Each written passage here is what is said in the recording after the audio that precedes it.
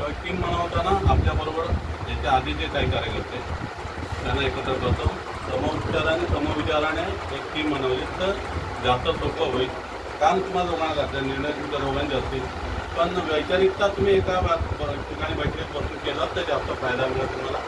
मला वाटतं आता एक मे आरक्षण निर्णय चांगल्या संख्येने आहात, म्हणजे आज सकाळच्या वेळात पण चांगल्या संख्येने उपस्थित, त्यावर पुन्हा दोघांना धन्यवाद देतो. कारण तुम्ही प्रत्यक्ष फोन केला होता किंवा बोलत होता.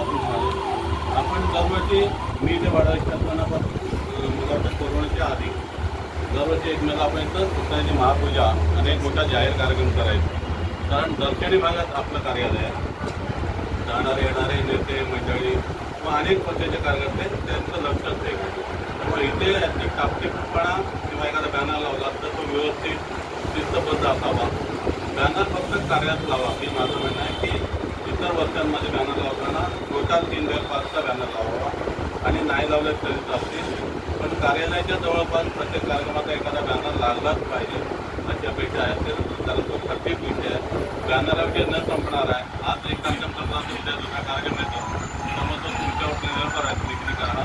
पण एक करणं जबाबदारी घेतली आपण तर मग करायला हवं, तर संघटन दिसलं पाहिजे, संघटन व्हायला पाहिजे. त्याची आपण करा अशी अपेक्षा आणि पुन्हा एकदा तुम्हाला दोघांना एक शुभेच्छा देतो. धन्यवाद.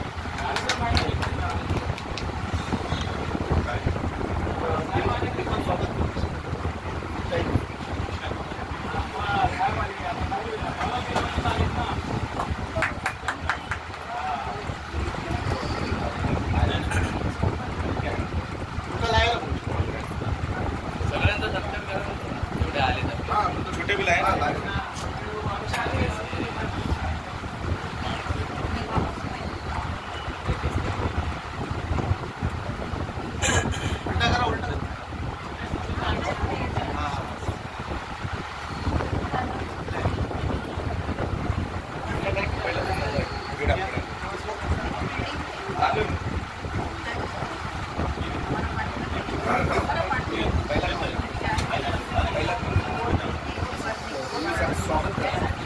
आता सगळ्यांचं सामूहिक स्वागत आपल्याला करायचं आहे. तर मी स्वागतासाठी नमिताताई डिसोकर माझ्या शुभ साहेबांचं स्वागत करते. चालेल थोडं चालतं स्वागत साहेबांचं.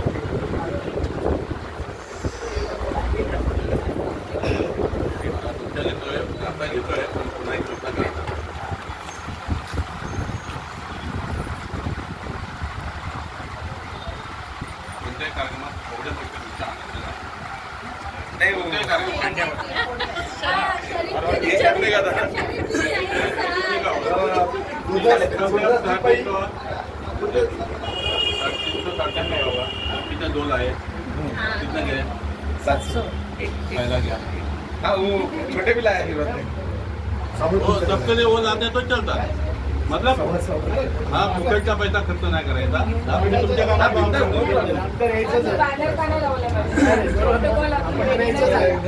परत त्याच्यामध्ये पण